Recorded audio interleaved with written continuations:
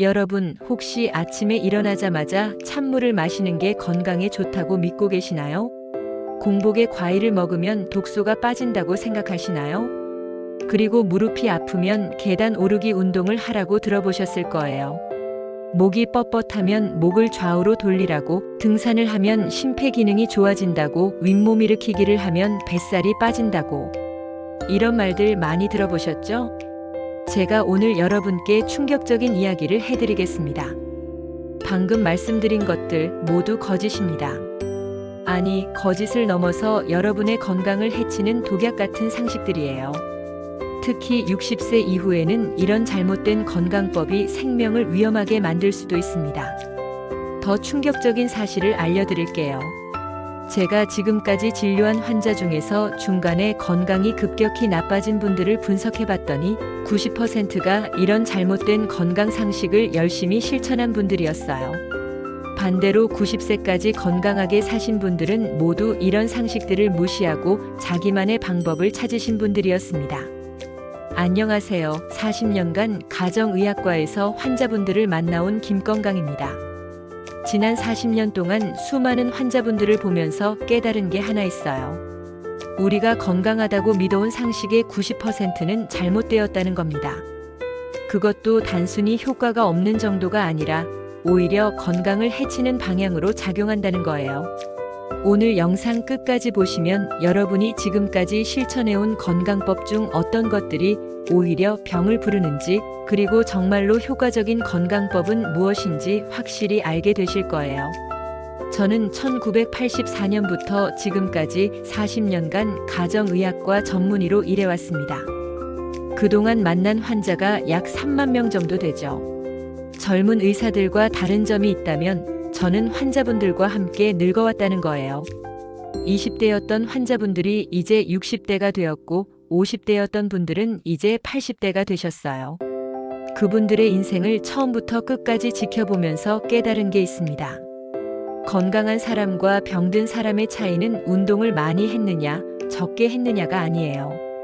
돈이 많았느냐, 적었느냐도 아니고 학력이 높았느냐, 낮았느냐도 아닙니다. 바로 무엇을 했느냐입니다. 잘못된 건강법을 열심히 실천한 사람들이 오히려 더 빨리, 더 심하게 아팠어요. 여기서 한 가지 더 충격적인 사실을 말씀드릴게요. 건강 프로그램에 자주 출연하고 건강 서적을 많이 읽고 건강식품을 많이 사 먹는 분들 중에 오히려 병원을 더 자주 오시는 분들이 많았어요. 왜일까요? 정보가 너무 많아서 오히려 잘못된 정보에 휘둘리기 때문입니다. 반대로 올바른 건강법을 꾸준히 실천한 분들은 90세가 되어도 정정하게 살고 계시거든요.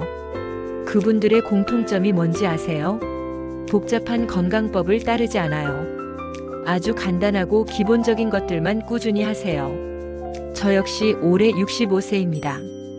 제 또래 의사들 중에는 이미 은퇴한 분들도 많아요. 심지어 저보다 어린 의사 중에도 건강 문제로 일을 그만둔 분들이 있습니다. 하지만 저는 아직도 매일 환자를 보고 있습니다. 왜일까요? 바로 제가 오늘 여러분께 말씀드릴 진짜 건강법을 실천해왔기 때문입니다. 작년에 제게 온 70세 박영수 어르신 이야기를 들려드릴게요. 이분은 정말 건강에 신경을 많이 쓰는 분이었어요. 매일 새벽 5시에 일어나서 찬물 한 컵을 벌컥벌컥 마시고 바로 등산을 하러 가셨죠. 그것도 가파른 산을 1시간 넘게 올라가셨어요. 등산 후에는 집에 와서 과일 주스를 만들어 마시고 점심 전에는 윗몸 일으키기를 50개씩, 저녁에는 무릎 건강을 위해서라며 계단 오르기를 200번씩 하셨어요. 주변에서 정말 건강하시네요. 저렇게 사셔야 오래 사시는 거예요. 라고 칭찬도 많이 받으셨고 박영수 어르신도 자신만만하셨죠. 그런데 이상하게 몸이 점점 안 좋아지더래요. 처음에는 위장이 쓰리더니 나중에는 식사를 할 때마다 아파서 제대로 드시지 못하게 되었어요. 무릎은 오히려 더 아파지고 등산을 다녀온 후에는 며칠 동안 숨이 차서 계단도 못 올라가셨대요. 혈압도 자꾸 오르고 어지러움증까지 생겼어요. 결국 가족들의 권유로 저를 찾아오셨죠. 검사를 해보니 위염이 심하고 관절염이 진행되었고 고혈압에다가 심장에도 무리가 와 있더라고요.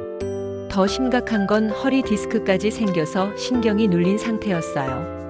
박영수 어르신이 눈물을 글썽이며 하신 말씀이 지금도 생생해요. 선생님, 저는 평생 건강하게 살려고 그렇게 노력했는데, 친구들은 술 마시고 담배 피우면서도 멀쩡한데 왜 저만 이렇게 된 걸까요? 그때 저는 깨달았습니다.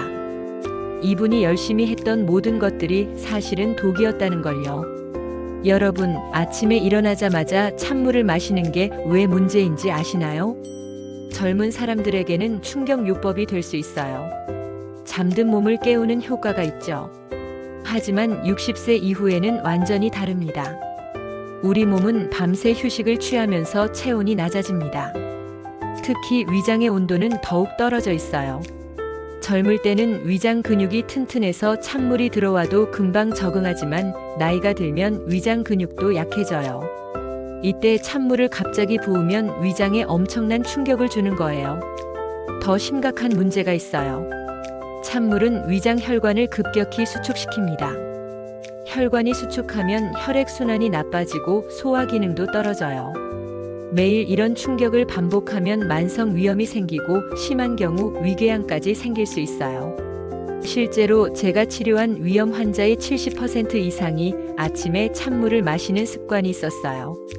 찬물을 끊고 미지근한 물로 바꾼 후 3개월 만에 위염이 호전된 사례가 수십 건입니다. 그럼 무엇을 마셔야 할까요? 미지근한 물, 정확히는 체온과 비슷한 온도인 36도에서 38도 정도의 물을 천천히 마시세요. 한 번에 벌컥 마시지 말고 입에 머금었다가 조금씩 삼키는 거예요. 이렇게 하면 위장을 따뜻하게 깨우면서 하루를 시작할 수 있습니다. 더 좋은 방법이 있어요.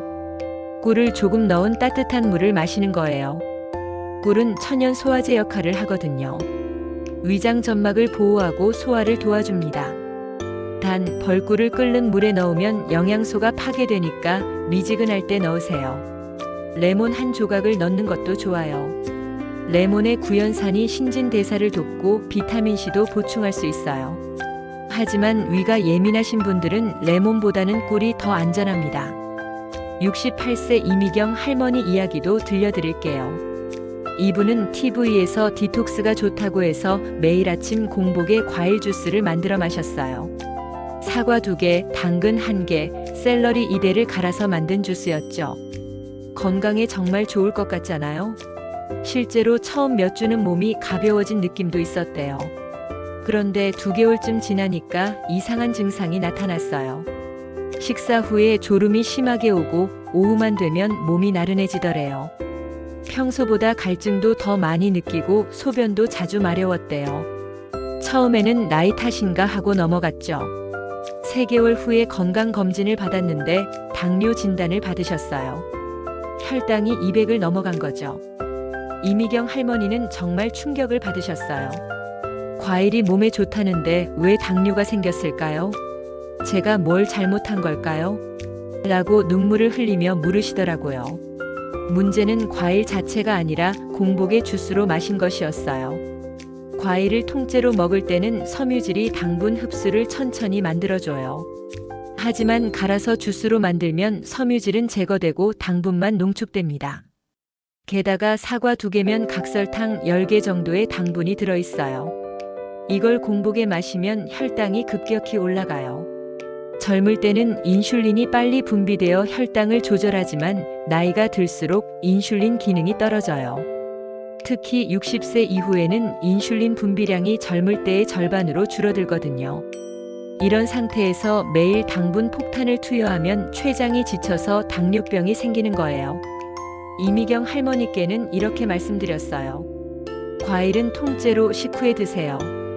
그리고 하루에 1개씩만 드시고요. 주스 대신 물을 마시고 과일보다는 채소를 더 많이 드시라고 했죠. 6개월 후에 혈당이 정상으로 돌아왔고 1년 후에는 당뇨약도 끊을 수 있었어요. 가장 심각하고 위험한 건 무릎 운동이에요. 무릎이 아프면 운동을 해서 근육을 키워야 한다고 말하는 사람들이 많아요. 맞는 말이에요. 허벅지 근육이 강해지면 무릎 관절에 가해지는 부담이 줄어들거든요. 하지만 방법이 완전히 잘못됐어요. 75세 최동수 어르신은 무릎이 아파서 정형외과에 갔더니 근력 운동을 하라는 말을 들으셨어요. 그래서 매일 계단 오르내리기를 300번씩 했어요. 처음에는 50개도 힘들었는데 한 달 후에는 100개, 2달 후에는 200개까지 늘려가셨죠. 정말 의지력이 대단한 분이셨어요. 그런데 문제는 무릎 통증이 줄어들기는커녕 점점 더 심해진다는 거였어요. 아파도 참고 참고 또 참고 하셨대요. 운동을 해야 좋아진다는 믿음 때문에 말이에요. 밤에는 무릎이 너무 아파서 잠도 제대로 못 주무셨어요. 6개월 후에 다시 병원에 가서 MRI를 찍어봤더니 충격적인 결과가 나왔어요. 무릎 연골이 처음보다 더 많이 닳아 있었고 관절 사이 공간도 더 좁아져 있었어요. 결국 1년 후에 무릎 연골이 완전히 닳아서 인공관절 수술을 받으셔야 했어요. 최동수 어르신이 수술 전날 저에게 하신 말씀이 잊히지 않아요. 선생님, 저는 정말 열심히 운동했는데 왜 이렇게 된 걸까요? 운동을 안 한 친구들보다 더 심하게 아픈 게 이해가 안 가요. 여러분, 이미 아픈 무릎으로 계단 운동을 하는 건 상처난 곳을 계속 긁는 것과 같아요. 좋아질 리가 없죠. 무릎 연골은 한번 손상되면 재생이 매우 어려워요.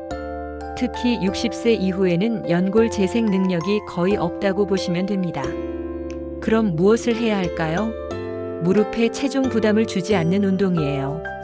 의자에 앉은 상태에서 하는 운동, 누워서 하는 운동이 훨씬 안전하고 효과적입니다. 의자에 앉은 상태에서 하는 운동이에요. 의자에 앉아서 한쪽 다리를 천천히 들어 올리고 5초간 버티세요. 그 다음 천천히 내리고요.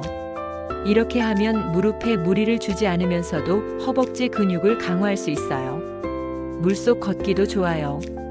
물의 부력 때문에 무릎에 가해지는 충격이 절반으로 줄어들거든요. 수영을 못 하시더라도 물속에서 걷기만 해도 충분해요. 가장 가슴 아픈 경우는 72세 김철호 할아버지였어요. 이분은 목과 어깨가 뻣뻣하다며 매일 목 돌리기 운동을 하셨어요.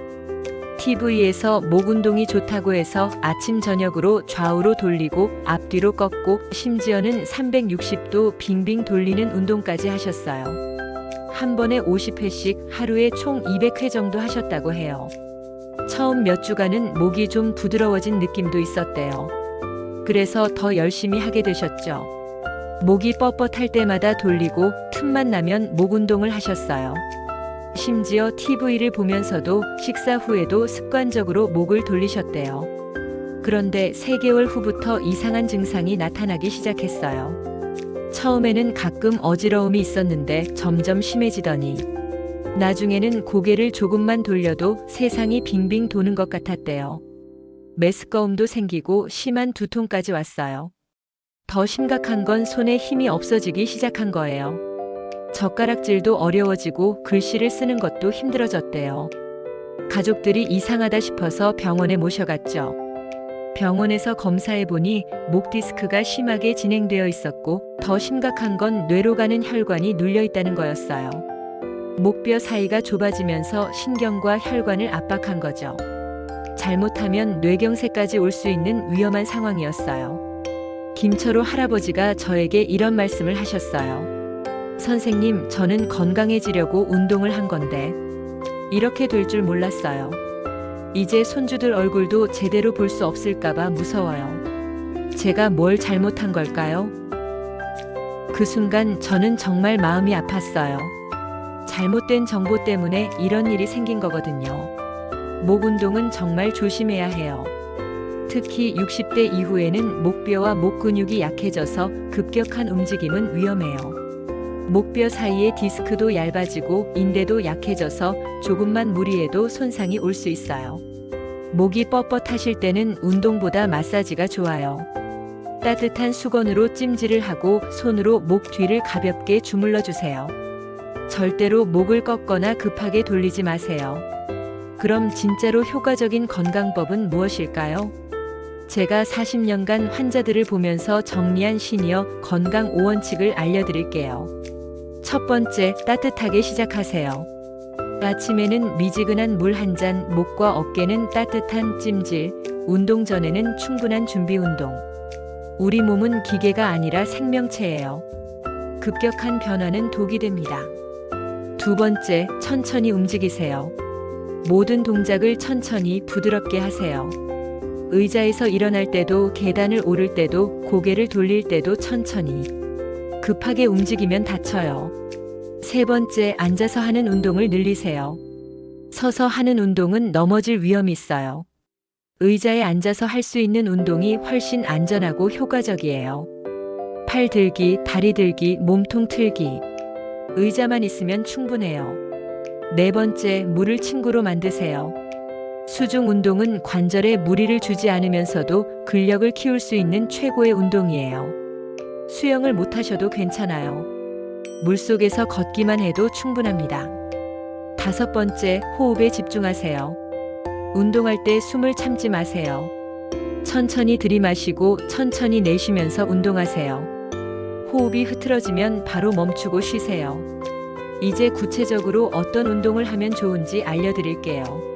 제가 직접 환자들에게 가르쳐드리는 김건강 5분 운동법입니다.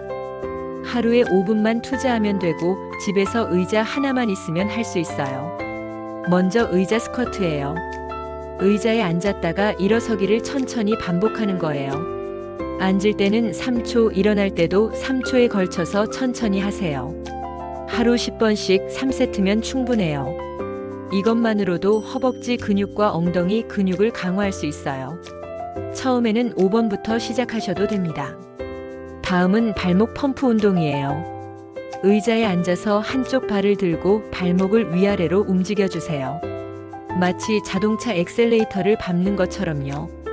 좌우로 각각 20번씩 하면 됩니다.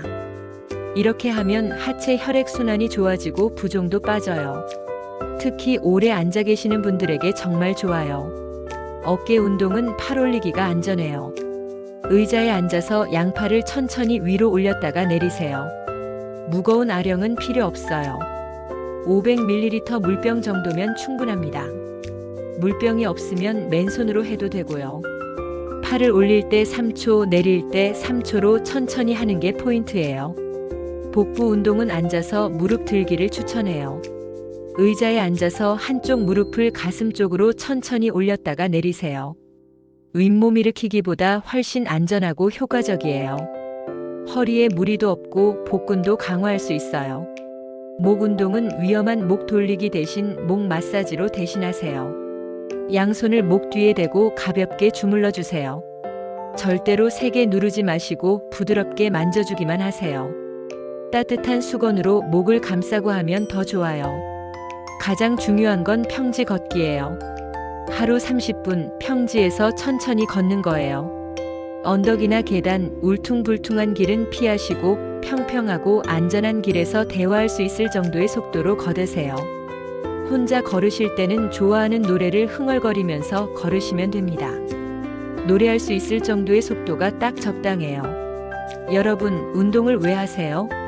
멋있어 보이려고? 남들에게 자랑하려고? 아니에요. 사랑하는 가족들과 더 오래, 더 건강하게 살기 위해서죠. 제가 환자들을 보면서 가장 마음 아픈 순간이 언제인지 아세요?